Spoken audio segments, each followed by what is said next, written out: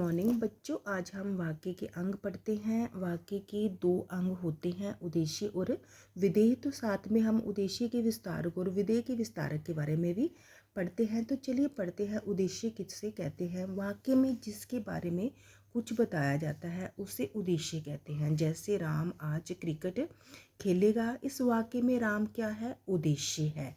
और विधेय किससे कहते हैं? वाक्य में उद्देश्य के बारे में जो कुछ बताया जाता है उसे वाक्य का विधेय कहते हैं। जैसे ऊपर के वाक्य में आज क्रिकेट खेलेगा, ऊपर का वाक्य था ना कि राम आज क्रिकेट खेलेगा, तो उसमें राम तो उद्देश्य हो गया और आज क्रिकेट खेलेगा क्या है?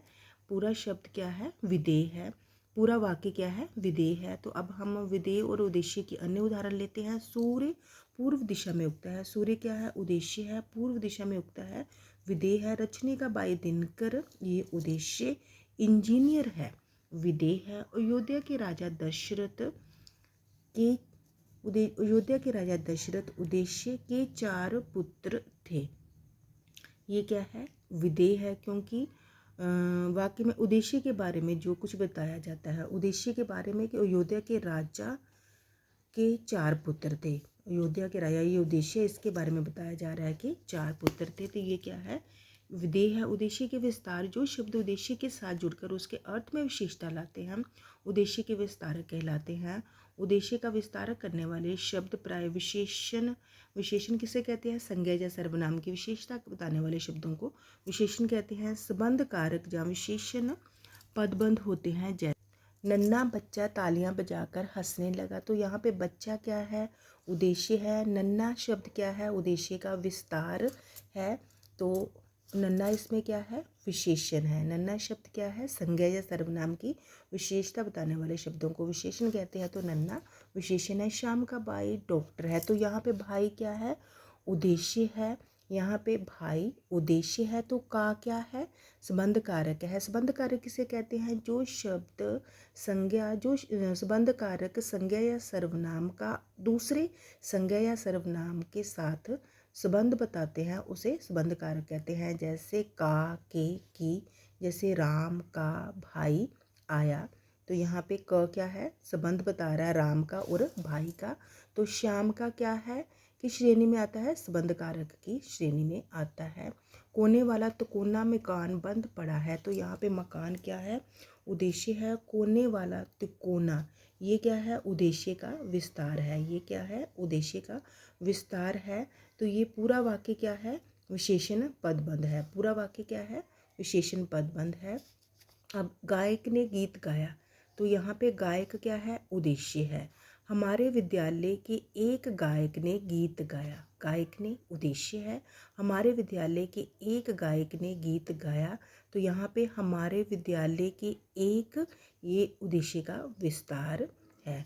ये वाक्य क्या कर रहा है? पूरा वाक्य यहाँ तक, एक तक उद्देश्य का विस्तार कर रहा है। तो अब हम विधेय का विस्तारक के विषय में पढ़ते हैं। विधेय के अर्थ में विशेषता लाने वाले शब्द या शब्दांश, शब्दांश शब्दों के अंश विधेय विस्तारक कहलाते हैं। जैसे प्राय विधेय के विस्तारक शब्द क्रिया विशेषण, पूर्वकालिक क्रिया, कर्म आदि होते हैं।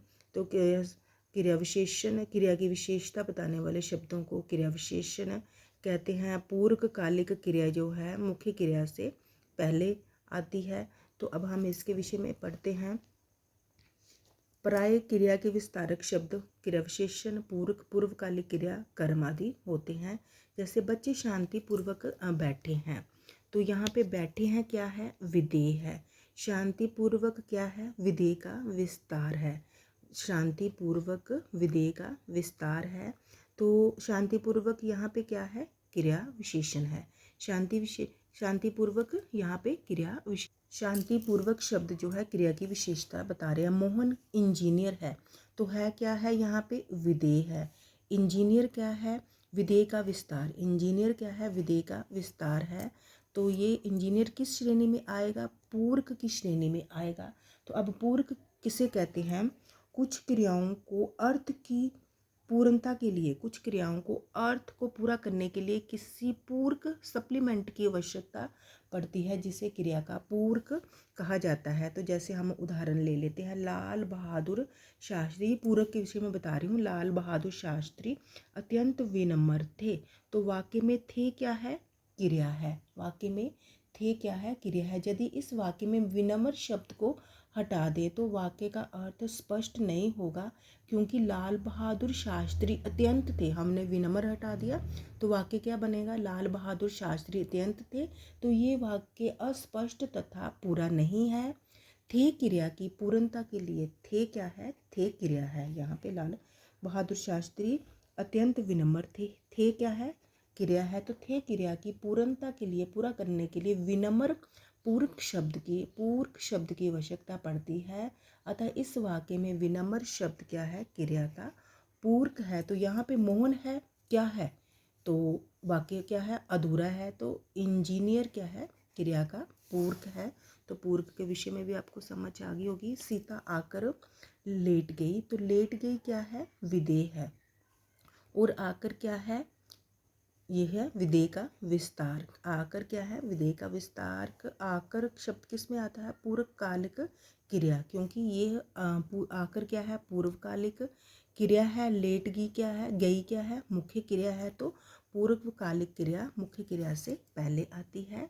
तो विधेय में कर्म तथा क्रिया आती है। यदि किसी वाक्य में कर्म या क्रिया के साथ उनकी विशेषता बताने वाले शब्दों का प्रयोग भी होता है तो उन्हें विधेय का विस्तार, कर्म का विस्तार कहा जाता है। जैसे उदाहरण लेते हैं, उसने धीरे धीरे सारे आम खा लिए। वाक्य में धीरे धीरे क्या है? विधेय का विस्तार है। धीरे धीरे विधेय का विस्तार है, जिसमें आम क्या है?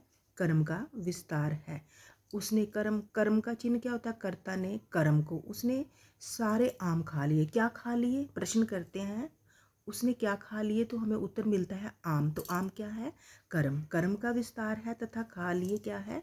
क्रिया का विस्तार है। आगे ज्ञान पत्र लिख रहा है। लिख रहा है क्या है?